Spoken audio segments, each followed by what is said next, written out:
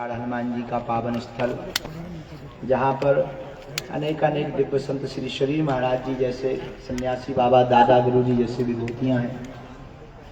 ऐसी पावन भूमि छतरपुर में सभी पत्रकार जगत के हमारे परिवारजन सदैव बागेश्वर धाम के साथ कदम से कदम सहयोग दे करके बागेश्वर धाम बालाजी महाराज की कीर्ति को पूरी देश दुनिया तक पहुंचाने का आपका जो श्रेय है, उसके हम सदा ऋणी रहेंगे।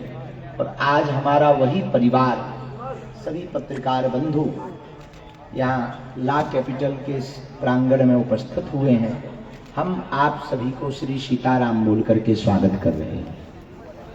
आप सबका खूब खूब स्वागत है। जय सिया राम, जय सिया राम, जय बागेश्वर धाम, जय बागेश्वर धाम, जय हिंदू राष्ट्र।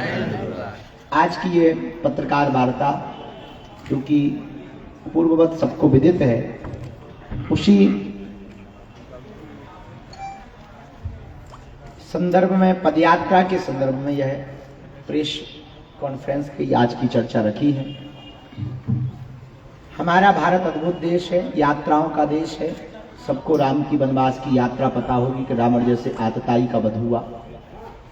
केवल राम जी की ही यात्रा नहीं, आज जगत गुरु शंकराचार्य की वो चारों मठों की यात्रा स्थापना की, जिससे आज हिंदू समाज को मंदिरों की एक ऐसी व्यवस्था मिली जहां पर वो एकत्रित हो सकता है। केवल आज जगत गुरु शंकराचार्य भगवान भर की यात्रा ही नहीं, पांडवों की वो 12 वर्ष की अज्ञातवास की यात्रा भी थी, जिससे उन्होंने महाभारत के समर पर विजय प्राप्ति के एक योजनाबद्ध तरीके को पाया। हमारे भारत देश को आजाद कराने वाले महात्मा गांधी की दांडी यात्रा, ऐसी इस देश में अनेक यात्राएं हुई, जिस यात्रा से एक क्रांति खड़ी हुई, एक मिशन सफल हुआ। वर्तमान में पूरे देश में हिंदू समाज बट रहा है, विचित्र स्थिति में है, और पश्चिम बंगाल, बांग्लादेश, यहाँ के हिंदुओं पर हो रहे अत्याचार, और भारत में ही अब तो पश्चिम बंगाल जैसी स्थिति कई प्रदेशों में देखने को मिलती है, चाहे वो नूह हो, मेवात हो, कल फिर से मणिपुर में आगजनी हुई है, तो चाहे वो मणिपुर जल रहा हो, अथवा फिर बहराइच की घटना हो, अथवा फिर यहाँ बगल में बरेली की घटना हो, या फिर राजस्थान के कई क्षेत्रों में वो कन्हैया लाल दर्जी की घटना हो, चाहे वो श्रद्धा के 35 टुकड़े हो गए, या कोलकाता की वह डॉक्टर बिटिया हो गए। इन सब घटनाओं को देख करके धीरे धीरे ये स्थिति आ गई कि वो 6% से 22% हो गए, और हिंदू धीरे धीरे घट रहा है। उनके ऊपर लगातार प्रायोजित तरीके से अत्याचार किए जा रहे, और हिंदू समाज अभी भी चुप बैठा है। यह बात हमारे दिल में बहुत ज्यादा चुभ गई। अब हमने विचार किया कि तालियां बजाने से हिंदू राष्ट्र नहीं बनेगा, केवल बात करने से हिंदू राष्ट्र नहीं बनेगा, हिंदू हिंदू कहने से भी हिंदू राष्ट्र नहीं बनेगा। तब हमारे मन में पूज्य गुरुदेव की प्रेरणा से एक विचार आया। जिस क्षेत्र में हम रहते हैं, आप लोग रहते हैं, ये बुंदेलखंड क्षेत्र है। यहाँ रूढ़िवादिता, जात पात बहुत है, ऊंच नीच बहुत है, छुआछूत बहुत है, जिस कारण से समाज में एकता नहीं होती और हिंदू एक नहीं हो पाता। तो हमने प्रण लिया है, हम हिंदुओं को जात पात से ऊपर उठाने के लिए 160 किलोमीटर की प्रथम पदयात्रा बागेश्वर धाम से राम राजा ओरछा तक 21 नवंबर से 30 नवंबर तक करेंगे।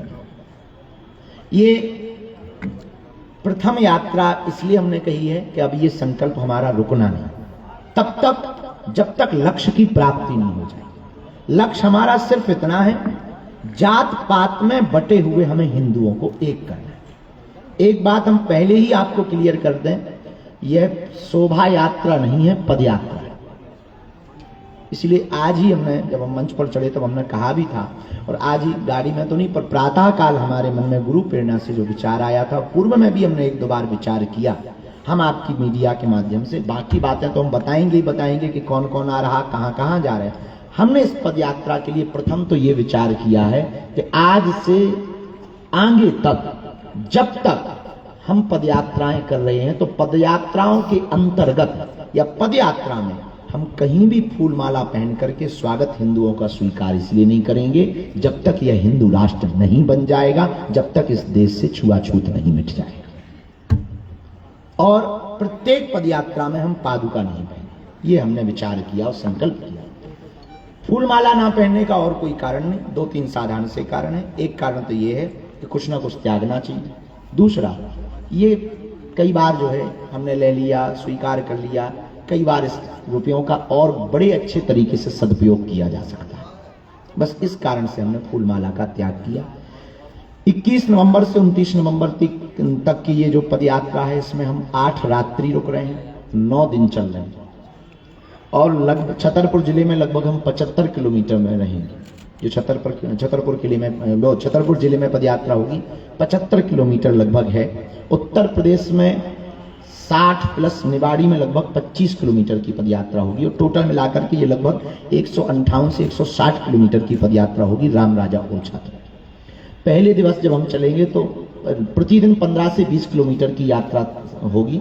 इसमें मिलने वाले लोगों को जगह जगह रास्तों पर, क्योंकि बहुत समुदाय रहेगा, तो जितनी भी यथास्थिति संभव होगी इस पदयात्रा में आप कहेंगे कि इसको आप पदयात्रा को सफल कैसे बनाएंगे, तो जगह जगह हम 7 संकल्प वचन हिंदुओं को दिलाएंगे। उनमें पहला वचन ये होगा कि अब हम सब हिंदू जात पात में नहीं बटेंगे, हिंदुस्तानी होकर के, हिंदू होकर के हिंदू होने पर गर्व करेंगे। ऐसे 7 वचन जो होंगे वो पदयात्रा के अंतर्गत 7 संकल्प उन लोगों को दिलाए जाएंगे। दूसरी बात, पहले दिवस की पदयात्रा हमारी बागेश्वर धाम से होगी प्रारंभ। 21 तारीख को जो पदयात्रा प्रारंभ हो रही है, प्रथम दिवस ही हम अभी राजस्थान में पूज्य जगतगुरु भगवान धर्म चक्रवर्ती पद विभूषण रामानंदाचार्य हमारे गुरु जी पूज्य श्री रामभद्राचार्य जी महाराज थे, उनके चरणों में निवेदन किया। उन्होंने हमें आज्ञा दे दी 21 तारीख को भगवा ध्वज दिखा करके पूज्य गुरु जी इस यात्रा को प्रारंभ करवाएंगे। इसके बाद में हम तो निकल पड़ेंगे। अब लोग कितने होंगे ये हम कह नहीं सकते, हम अकेले अभी हैं ये कह सकते हैं, पर हमारे साथ हिंदू समाज है, हिंदुओं के वो लोग हैं, बुंदेलखंड के गांव गांव के वो लोग आ रहे हैं, वो लोग उत्साह दे रहे हैं, वो सहयोग दे रहे हैं, जिसके बारे में हमने कभी विचार नहीं किया था। और अगर भविष्य में कभी भी छतरपुर के लोग बैठे हैं तो स्वभावश ये बात हमें बोलनी चाहिए। देखो, एक होता विजन, एक होता मिशन। हमारा ये मिशन है और विजन भी, दोनों है। जैसे चंद्रयान एक मिशन था, वैसे ही हमारा हिंदुओं को एक करना मिशन है। ये जरूरी नहीं है कि हमारे जीते जागते पूर्ण हो, जब भी पूर्ण होगा तब पूर्ण होगा, लेकिन हमारे तन में जब तक मरते दम तक प्राण रहेंगे तब तक हम इस देश के हिंदुओं को एक करने के लिए, जात पात मिटाने के लिए यात्राएं करते रहेंगे और लोगों को जगाते रहेंगे। बाद में जब भी ये लक्ष्य पूर्ण होगा तब ये छतरपुर के लिए और बुंदेलखंड के लिए एक गौरव का दिवस होगा। ये जब भी स्वर्णम अक्षरों में लिखा जाएगा वो तब लिखा जाएगा, क्योंकि राम मंदिर की विजन को, राम मंदिर बनने को 500 साल तक हम लोगों को लड़ना पड़ा। अनेक ऐसी परंपराएं हैं जिनके लिए बहुत लोगों को लड़ना पड़ा, कई साल। आजादी के लिए भी कई सौ, लगभग 100 साल तो लड़ना ही पड़ा, तब जाकर के आजादी प्राप्त हुई। उसी प्रकार ये भी बहुत बड़ा लक्ष्य है। जब देश की आजादी के लिए घर घर से लोग बाहर निकले थे तो देश आजाद हुआ था। इसलिए अब हम फिर प्रार्थना करना चाहते हैं, हम भारत को बांग्लादेश नहीं बनने देना चाह रहे, इसलिए हम हिंदुओं से प्रार्थना करेंगे, ना तो हमें राजनीति करनी है, एक बात स्पष्ट कर दें, ना हमें नेता बनना है, ना हमें सांसद बनना है, ना हमें किसी पार्टी को वोट दिलाना है। हमारा सिर्फ और सिर्फ एक लक्ष्य है, हिंदुओं को जगाना और अपने बुंदेलखंड के गौरव को बढ़ाना। दूसरा हमारा कोई लक्ष्य नहीं। अब इसका परिणाम कुछ भी निकले वो हनुमान जी जाने। हम तो अपना लक्ष्य और संकल्प लेकर के निकल रहे, अपनी यात्रा लेकर के निकल रहे। अब देखेंगे लक्ष्य कहां होगा, पहुंचेंगे कहां। जब तक प्राण है, बीच में भी प्राण चले जाएंगे तो भी रुकेंगे नहीं, उसके बाद फिर जन्म लेंगे। तो जब जन्म लेंगे, होश आएगा तो फिर हनुमान जी हमसे यही काम करवाएंगे, भारत माता हमसे यही काम करवाएंगी। हमें भारत माता पर, हनुमान जी पर भरोसा। तो पहले दिन की यात्रा भगवा ध्वज दिखाकर पूज्य जगत गुरु भगवान प्रारंभ करवाएंगे और हम आ जाएंगे कदारी फार्मेसी कॉलेज में। दूसरे दिन की जो यात्रा शुरू होगी, गठेवरा अंडरब्रिज के पास में फलाहार प्रसाद पा करके, भोजन करके दोपहर का, सायंकाल तक हम छतरपुर के सभी लोगों को मिलते हुए छत्रसाल चौराहे पर सबके साथ में 7 संकल्पों को दोहराकर और जात पात के संकल्प को सबके हृदय में भरकर इस क्रांति की बातों को रखकर हम शाम के समय तक पेप्टिक टाउन में पहुंच जाएंगे। फिर निकलेंगे, दोपहर का भोजन हम महुसानिया में करेंगे, फिर शाम का विश्राम शांति कॉलेज नौगांव में करेंगे, फिर बड़ा गांव टोल प्लाजा में दिन का भोजन करेंगे और रात्रि विश्राम 24 तारीख को देवरी रेस्ट हाउस में करेंगे। इसके बाद में भदरवाड़ा में दिन का भोजन करके रात्रि विश्राम 25 तारीख का ग्रामोदय मऊरानीपुर में करेंगे। दिन का भोजन श्री राम कॉलेज बंगरा में करेंगे और मां शारदा महाविद्यालय घुक्सी में श्री राम पैलेस के पास में घुराट, यहाँ पर रात्रि विश्राम 26 तारीख को करेंगे। सकरार में सबका अल्पाहार करवाकर भोजन करवाकर हम पूरे बागेश्वर धाम के जो जात पात को मिटाने के लिए सभी साधक आएंगे, वो यहाँ दिवस का भोजन करके रात्रि विश्राम 27 तारीख को रेस्ट एरिया निबाड़ी में करेंगे। दिन का भोजन फिर बरुआ साबर एवं अगले दिन करके 28 तारीख की जो हमारा विश्राम होगा वो ओरछा तिगड्डा पर होगा। 29 तारीख को 8 किलोमीटर की यात्रा ओरछा तिगड्डा से ओरछा तक करके वहां ध्वज चढ़ाएंगे, प्रणाम करेंगे, जो जो संत आएंगे उनके उद्बोधन होंगे और फिर संकल्प वहां फिर से दोहराकर अपने अपने घर को जाएंगे। और इसके बाद में फिर शीघ्र अति शीघ्र हिंदुओं को एक करने के लिए, जात पात को मिटाने के लिए पुनः पदयात्रा की जाएगी। ये 9 दिवसीय यात्रा है। इसमें पूज्य जगत गुरु भगवान भी आ रहे, परम पूज्य श्री मलुक पीठाधीश्वर परम पूज्य अनंत श्री विभूषित राजन दास जी महाराज जी भी आ रहे, जगत गुरु परम पूज्य श्री पूजनीय श्री राघवाचार्य जी महाराज जी भी आ रहे, हमारे बड़े ही प्रिय आचार्य पूज्य श्री इंद्रेश उपाध्याय जी भी आ रहे हैं, हनुमानगढ़ी के परम अच्छे सिद्ध संत, बहुत अच्छे महात्मा, परम पूज्य हिंदुत्व के प्रति कट्टरता रखने वाले पूज्य श्री राजू दास जी भी महाराज जी भी आ रहे हैं, सुदामा कुटी वाले परम पूज्य श्री सुतीक्षण दास जी महाराज जी भी पधार रहे हैं, एवं कथा के जगत में बहुत अच्छी कथा के द्वारा सबको प्रभावित करने वाले, ठाकुर जी की महिमा का गुणगान करने वाले, गौ माता की महिमा गुणगान करने वाले पूज्य श्री संजीव कृष्ण ठाकुर जी भी पधार रहे हैं। 22 तारीख को बहुत ही सुप्रसिद्ध वर्तमान में वृंदावन की कथा व्यास पूज्य श्री अनिरुद्धाचार्य जी महाराज जी भी आ रहे हैं, एवं 25 तारीख को परम पूज्य अनंत श्री विभूषित पूज्य श्री वल्लभाचार्य जी महाराज जी भी आ रहे हैं। एक दिन परम पूज्य श्री गोरीलाल कुंज वाले महाराज जी भी पधार रहे हैं। एक दिन परम पूज्य श्री बद्रीनाथ वाले हमारे बहुत ही प्रिय यज्ञ सम्राट परम पूज्य श्री बालक दास जी महाराज जी भी आ रहे हैं। एक दिन पूज्य परम पूज्य श्री किशोर दास जी महाराज जी भी पधार रहे हैं। एक दिवस उसी पदयात्रा में सबको जात पात से मिटाने, जात पात से ऊपर उठाने के लिए, हिंदुओं को एक करने के लिए परम पूज्य श्री श्याम सुंदर पारासर जी महाराज जी भी आ रहे हैं। परम पूज्य श्री दंदरुआ सरकार भी पहुंच रहे हैं। सर्वेश्वर राधा मंडल वृंदावन वाली भी पूज्य महाराज जी भी पहुंच रहे हैं। अन्य संतों की जैसी भी जानकारी हमें लगेगी, हम 1-2 दिन पूर्व में बागेश्वर धाम के जो हैंडल हैं उनके द्वारा आप सबको सूचित करवा देंगे। प्रसिद्ध जगत के लोगों की सबको निमंत्रण हमने दे दिया है। बाकी 1-2 जो अभिनय जगत से 1-2 लोग हैं उनकी सूचना हमको मिल गई है कि वो भी आ रहे हैं। एक दिन हमारे बड़े ही प्रिय हैं, अभिनय जगत में बहुत अच्छे और सनातन के प्रति उनके अद्भुत विचार हैं। एक दिन जो है संजय दत्त भी आ रहे हैं और अन्य लोग भी इसमें आ रहे हैं। एक दिन खली भी पहुंच रहे हैं। उनकी जो भी सूचना हमको मिलेगी हम आप सबको इसके द्वारा, बागेश्वर धाम के द्वारा या सब समिति परिवार के द्वारा हम आपको बता दें। आपको आज बुलाने के 1-2 कारण हैं। प्रथम कारण है कि हमें कुछ बातों को लोगों तक पहुंचाना है, इसको हम आपके द्वारा पहुंचवाना चाहते हैं। पहली बात हमें ये कि इस पदयात्रा में आपको यह बात पहुंचानी है कि किसी को भी फूल माला पर रुपया खर्च नहीं करना। ये हमारा आंतरिक भाव भी है और इच्छा भी है। उस खर्च को किसी अन्य जगह सेवा सदुपयोग में, पानी में, भंडारे में, फलाहार में वो लगा देना तो किसी का पेट भी भर जाएगा और ये दक्षिणा भी व्यर्थ नहीं जाएगी, हमारा संकल्प भी पूर्ण हो जाएगा। दूसरी बात, इस पदयात्रा में छोटे बच्चे, वृद्ध और बीमार जनों को नहीं आना। वो घर बैठ करके ही बागेश्वर धाम चैनल से, यूट्यूब, टीवी जो भी चलेंगी उनके द्वारा, आप सोशल मीडिया के द्वारा इस पदयात्रा में हनुमान चालीसा पढ़ के घर से ही सपोर्ट करके अपने आसपास छुआछूत, ऊंच नीच, भेदभाव जो बीमारी है ये ना बढ़ने पावे, उसके लिए घर बैठ करके संकल्प लिए। तीसरी प्रार्थना, जो भी आवे उनको रबड़ के जूते चप्पल पहन करके ही आना है ताकि पैर ना कटें और आपको कोई कष्ट ना होवे, क्योंकि जितने भी लाखों लोग आएंगे उन सबकी जिम्मेवारी हम सबकी है, तो उनके स्वास्थ्य का और उनका ख्याल रखना हमारा परम कर्तव्य है। तो जूता चप्पल पहन करके आ सकते हैं।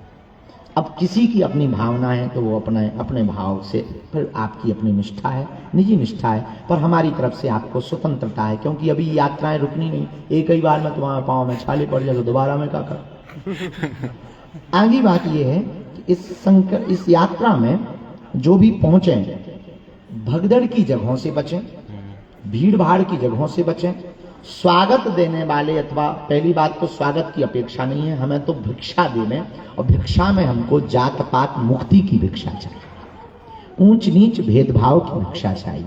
फिर भी आने वाले जितने श्रद्धालु हैं उनके प्रति आपके मन में उदारता है और कुछ प्रसाद पवाना है, तो कृपा करके बंद पैकेट के ही कुछ चीजें, पार्ले जी हो गई या नमकीन हो गए, ऐसी बंद चीजें पैकिंग, या फल हो गए, उसी को वितरित करवाएं। खुली हुई चीजें, बनी हुई चीजों में कई बार विशेष प्रकार के षड्यंत्र रचने वाले लोग उपद्रव कर देते हैं। उससे किसी भी प्रकार से ना तो लोगों को कष्ट होवे, ना किसी भी प्रकार से यह पद यात्रा को धर्म विरोधी खंडित कर पाए, इसलिए कृपा करके फल अथवा पैकिंग वाली वस्तुओं का ही वितरण करें। विश्राम की जगह पे भी भगदड़ न मचाएं, प्रसाद पाने वाली जगह पर भी भगदड़ न मचाएं। हम प्रतिदिन इस पदयात्रा में प्रातः काल 7 से 8 के बीच में जब प्रारंभ करेंगे, पहले दिन की 10 बजे के बाद होगी, बाकी प्रत्येक दिन की 7 बजे से 8 बजे सुबह से पदयात्रा प्रारंभ होगी। उसमें एक बार सामूहिक हनुमान चालीसा पाठ और राष्ट्रगान के साथ हम सब जो है इस पदयात्रा को प्रारंभ करेंगे। इसलिए राष्ट्र ध्वज जो भी लेकर आवे, धर्म ध्वज जो भी लेकर के आवे, वो उसका सम्मान बनाए रखें, क्योंकि हमारे लिए धर्म और देश दोनों सबसे ज्यादा महत्वपूर्ण है, इनसे बड़ा कुछ भी नहीं। इसलिए राष्ट्र ध्वज का सम्मान और धर्म ध्वज का सम्मान आने वाले जितने भी हमारे परिवार के लोग हैं वो जरूर बनाए रखें। हम इस अपनी पदयात्रा में एक और श्रद्धालुओं से अपील करेंगे, कोई भी अस्त्र शस्त्र लेकर के न आए, क्योंकि ना हमें गुंडागर्दी करनी है, ना किसी को मारना है, ना किसी को काटना है।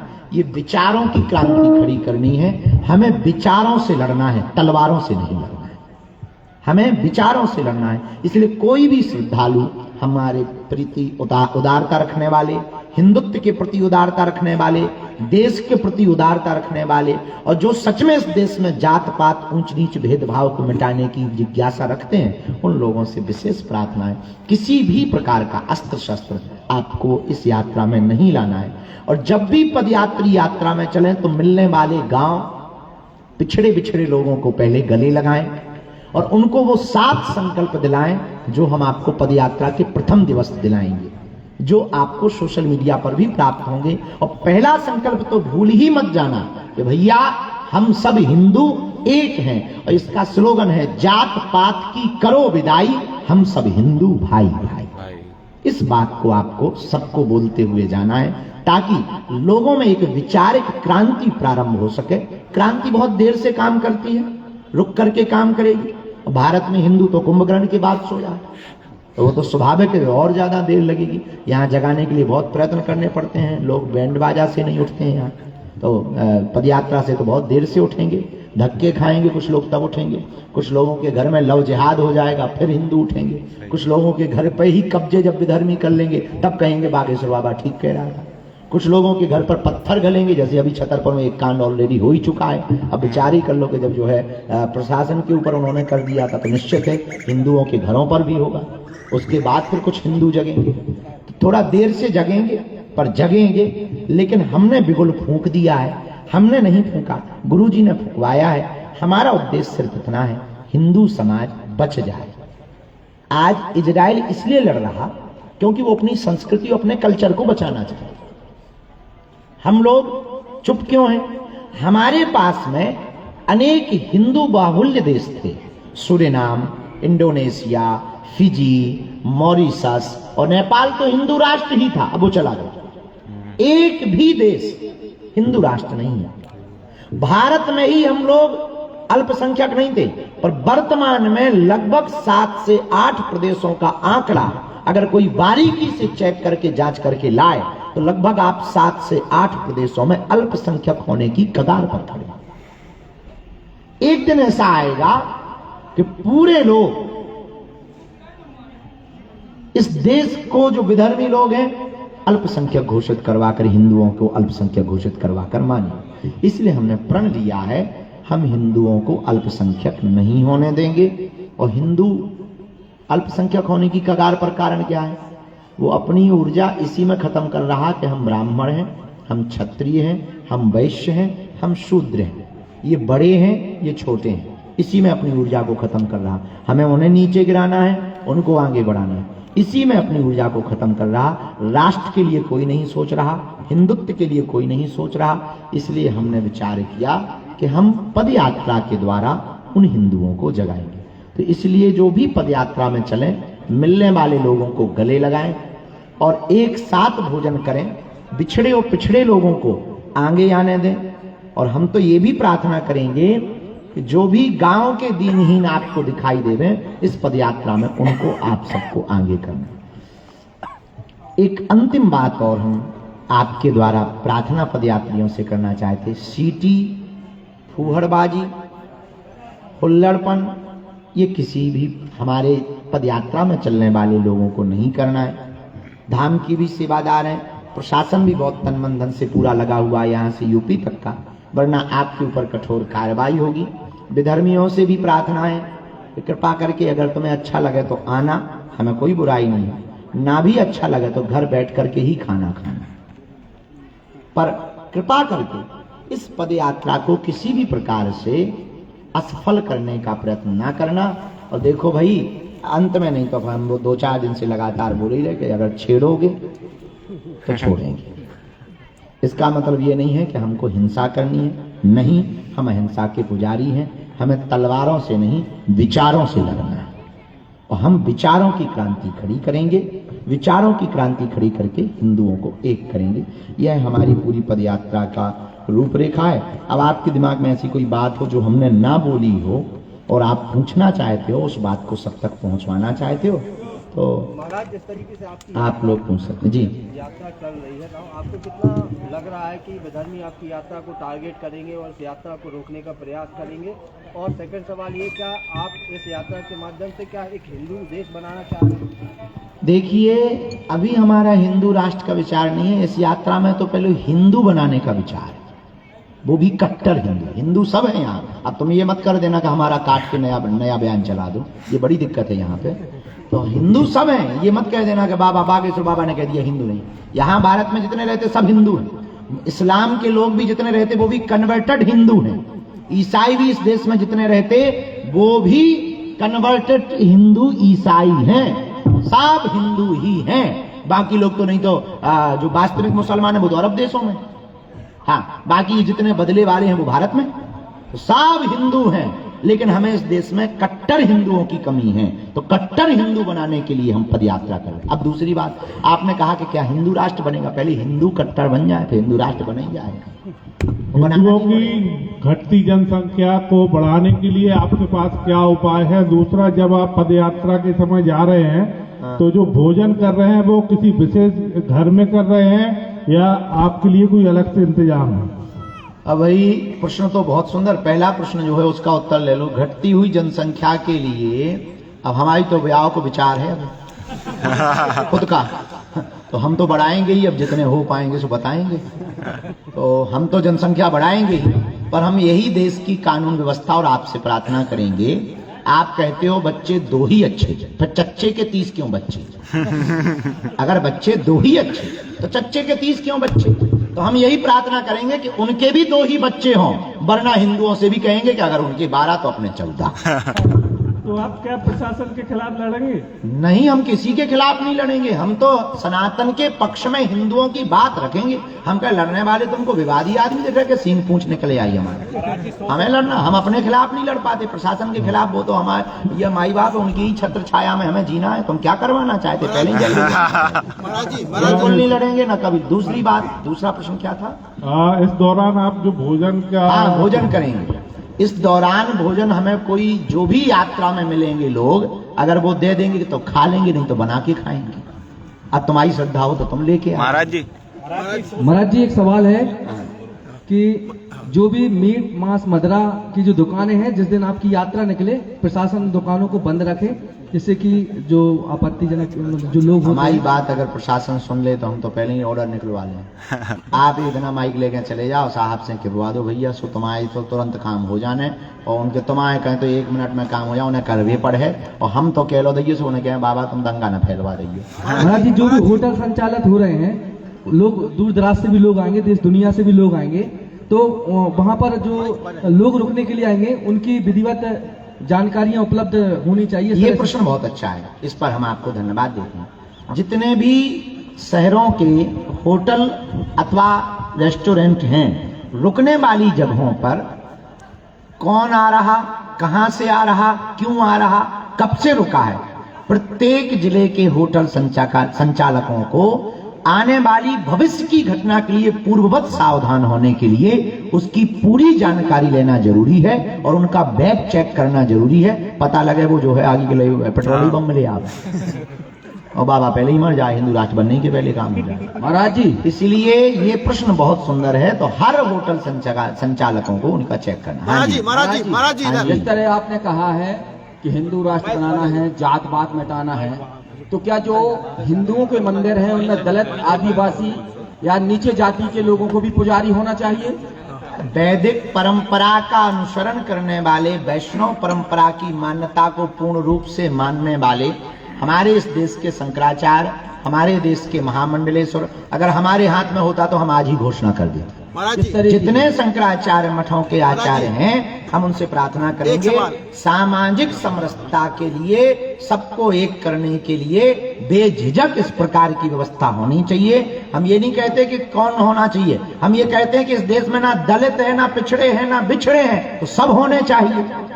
जब हम हिंदू ही बना रहे हैं तो फिर कौन इसमें दलित बच रहा, कौन इसमें पिछड़ा बच रहा? जब हम ये मैटर ही खत्म कर रहे हैं तो फिर तो सबको मिलना चाहिए अधिकार। वर्तमान में ऐसा अधिकार सब जगह होना प्रारंभ भी हो गया है। तो हमारे शंकराचार्यों से और आचार्यों से भी प्रार्थना है, इस बात पर बहुत पुरजोर तरीके से व्यवस्था पर हम सबको समर्थन करना है कि इस देश में अब ना कोई दलित है, ना कोई पिछड़ा है, ना कोई बिछड़ा है, ना कोई ब्राह्मण है। जब सब हिंदू हैं तो हिंदू ही मंदिर का पुजारी है। महाराज जी इधर से महाराज जी हमारी यात्रा का कितना प्रभाव पड़ेगा? देखो, हम तो अकेले निकल पड़े, हम बहुत साधारण आदमी भैया, हम पहली बार कर रहे हैं, हमें इसका कोई ज्ञान नहीं है। जितना पता लगता जा रहा उतना करते जा रहा। कितना प्रभाव पड़ेगा हम ये नहीं कह सकते। हम कट्टर हिंदू हैं, 2 आदमी भी जगेंगे, हमारी यात्रा सफल हो जाए। महाराज जी एक हमारा सवाल, क्योंकि ये हम ना प्रदर्शन के लिए यात्रा कर रहे हैं, हमने पहले ही कहा ये शोभा यात्रा नहीं है, पद यात्रा है। न हमें भीड़ दिखानी है, न हमें सरकार के सामने अपनी धाक जमानी है, न हमें सरकार को आकर्षित करना है, न किसी को वोट दिलवाना है, न किसी की हमें राजनीति चमकवानी है। हमें सिर्फ हिंदुओं को जगाना है, तो हमें भरोसा है हिंदू जगेंगे और संकल्प पूरा होगा। आप एक क्लब जिहाद की बात करते हैं, लेकिन कई जगह पे मंत्री और विधायक अपनी लड़कियों की शादी मुसलमानों से करवा रहे हैं, उसके लिए आप क्या कहेंगे? देखिए, भारत देश स्वतंत्र है, सबको ब्याह करने का, निकाह करने का सबको स्वतंत्रता है। लेकिन हम हिंदुओं से इतना प्रार्थना करेंगे कि क्या अपने में लड़कों की कमी हो गई जो उन तक जाएंगे? अपने में ही भरमार है। हमारे गांव में बहुत लड़ुआ घूम रहे हैं। गुरुजी, वही जो है एक साथ पूछ लेता हूँ आपसे। सबसे पहले तो आप जो हिंदू राष्ट्र के लिए प्रेरित कर रहे हैं और ये यात्रा निकाल रहे हैं, ये आपने कहा कि कट्टर हिंदू बनाने हैं, तो जातिवाद जो पूरे देश में सदियों से फैला हुआ है, अंग्रेजों ने भी जिसका पूरा फायदा उठा के शासन किया, इसको कितना बड़ा रोड़े का पत्थर आप मानते हैं? और दूसरा इसी के साथ एक सवाल है, दोबारा नहीं पूछूंगा, आप एक ही बार बता दीजिएगा, पत्रकारों के लिए क्या विशेष व्यवस्था रहेगी? क्योंकि बहुत भीड़ रहेगी। हमारा भी आकलन है कि 20,000 लोग लगभग आपके साथ हो सकते हैं एक समय पे, तो हम लोगों के लिए कोई अलग से एंट्रेंस या पैसेज मिलेगा ताकि आपको आगे कवर कर सकें? बहुत सुंदर प्रश्न है। पहले प्रश्न का उत्तर, देश में पूर्व में भी जातियां थी। भाई घलन लगो, गलत तुम लोगों के सामने कुछ भी घलेगा तो हमें डर नहीं है, सत्य का निर्णय हो जाएगा। क्या बता रहे थे? देश में पूर्व में भी जातियां थी पर जातिवाद नहीं था। पर और इसका अर्थ समझो पहले। हमारे देश में जातियां क्यों हैं, इसका कारण समझो। ये एक स्किल डेवलपमेंट व्यवस्था थी। कैसे? स्वर्णकार का बालक के डीएनए में सोने के आभूषण बनाने के गुण हैं, तो उसको ये कहा गया था शुरुआत में कि तुम इसी पर काम करो ताकि और परिष्कृत हो जाओ। विश्वकर्मा के बालक में गुण फर्नीचर की व्यवस्था के निर्माण करने का है, तो और परिष्कृत हो जाए, तो भैया अब तुम्हारा यही काम है। स्किल डेवलपमेंट की व्यवस्था को बड़ा करने के लिए ये जाति व्यवस्था है। बाल की भैया राजनीति चमकाने के लिए जातियां नहीं हैं। इसीलिए अब हमको पुनः इस बात पर आना पड़ेगा कि इस देश में दो जातियां बने, एक अमीर की हो, एक गरीब की हो। महाराज जी एक सवाल। दूसरा, वो इनको हो जान दो, खुजली पूरी। फिर दूसरी नहीं। दूसरा इनका ये था कि पत्रकारों को इस पद यात्रा में क्या विशेष व्यवस्था मिलेगी। रोहित जी को, जो क्षेत्र के आप सब लोग जिला के हैं, रोहित पाठक जी को और हमारे अवस्थी जी को आपको जो है कार्ड दे दिए गए। वो आपको कार्ड दे देंगे और कहीं से भी कैसे भी कवरेज कर सकते, लेकिन प्रशासन ने कुछ एरिया को चिन्हित किया है। उस एरिया में आप अपने हिसाब से व्यवस्था देखना, क्योंकि प्रशासन हमारी तो सुनेगी नहीं, आपकी सुनेगी। चालू कर बंद हो। महाराज जी एक सवाल। आवाज आ रही? हाँ आ रही। एरिया को छोड़ करके बाकी हमारी तरफ से तो कार्ड जारी किए जाएंगे, पर बीच में काऊ को अगर तनक मनक धक्का मुक्की लग जाए, न आवे मिले, तब भैया तुरंत ब्रेकिंग न्यूज दूसरी वाली ना चला दे। हाँ, तो दूसरी वाली ब्रेकिंग न्यूज ना चला दियो, क्योंकि भीड़ भाड़ में ये थोड़ा मोड़ा चलता रहता है। उसमें अब कैसे, अच्छा एक बात और, बुरा ना मानना, आप लोग हमारे ही, जितनी हमारी जिम्मेवारी है जातिवाद को मिटवाने की, उससे अत्यधिक आपकी भी जिम्मेवारी, क्योंकि आप सब समाज से, पढ़े लिखे समाज से आते हैं और आप देश की सत्यता को आगे बढ़ाते हैं। तो इस देश में अवरोध है जातियां, तो जो हम काम कर रहे हैं, हमें लगता है हम आपका ही काम कर रहे हैं। अगर आप इसमें और सहयोग करेंगे तो हमारा काम हल्का हो जाएगा। महाराज जी एक सवाल। महाराज जी हमारा सवाल है। हाँ। क्या इस यात्रा को खजुराहो के मतंगेश्वर महादेव मंदिर में अभिषेक करने के बाद गढ़ा बागेश्वर धाम होते हुए प्रारंभ नहीं किया? पूर्ववत संकल्प ऐसा हो गया तो अब इस संकल्प को काटा नहीं जा सकता। पूरे देश में मैसेज चला गया, प्रशासन की अपनी व्यवस्था भूमिका पूरी हो गई। अब इसको बदलेंगे तो बहुत सी चीजें चरमरा जाएंगी। भविष्य में खजुराहो वाले बागेश्वर धाम आवे अभी इस यात्रा में, और भविष्य में फिर खजुराहो वालों के साथ बैठकर हम फिर एक नई यात्रा का संकल्प ले लें। महाराज जी एक इसमें पद यात्रा आपके साथ है कि सोए हुए हिंदुओं को जगाना है। वो कौन हिंदू है आपकी नजर में जो सो रहे हैं? गजब आदमी है। अरे यार, ये वो हिंदू हैं जो रामचरितमानस को जलते देख रहे हैं।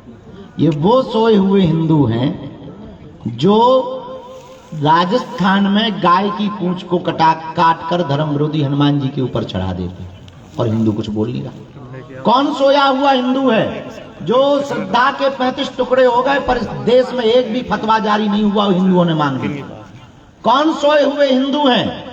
वक्फ बोर्ड की 2005 तक महज कुछ हजार एकड़ जमीन थी, आज 8.5 लाख एकड़ जमीन हो गई, फिर भी हिंदू चुप बैठा है, फिर भी हिंदू कायर बना बैठा है। वो सोया हुआ हिंदू। कौन सोया हुआ हिंदू है? जो 500 सालों से राम की लड़ाई को कोर्ट में लड़ रहा था, राम के राज्य में और राम की जन्मभूमि के लिए, और राम के ही भगत और अपने ही भगवान को जिताने के लिए कोर्ट में जा रहे हैं।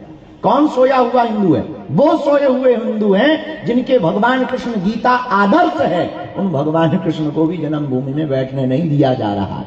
कौन सोए हुए हिंदू हैं? वो सोए हुए हिंदू हैं कि बहराइच में गोली मार दी जाती है। कौन सोए हुए हिंदू हैं? कोलकाता की डॉक्टर बिटिया को मार दिया जाता है रेप करके, और विधर्मी भाग जाते हैं देश से बाहर, और देश में एक भी फतवा जारी नहीं होता। कौन सोए हुए हिंदू है? वो सोए हुए हिंदू है जो गजवाए हिंद सुनकर के भी चुप है और उनकी जबान तक नहीं खुल रही है। कौन सोए हुए हिंदू हैं? वो सोए हुए हिंदू हैं जिसने आदर्श जैसे छोटे बच्चे, 8 साल के बच्चे, और हेमराज जैसे 9 साल के बच्चे को धर्म विरोधियों ने चाकुओं से मार दिया। हिंदू की मुंह से चू तक आवाज नहीं निकली। ये सोए हुए हिंदुओं को हमें जगाना है। सवाल है। आ सकते हैं, स्वागत सबका है। हिंदू जो भी हो वो सब आ सकते हैं जी। महाराज जी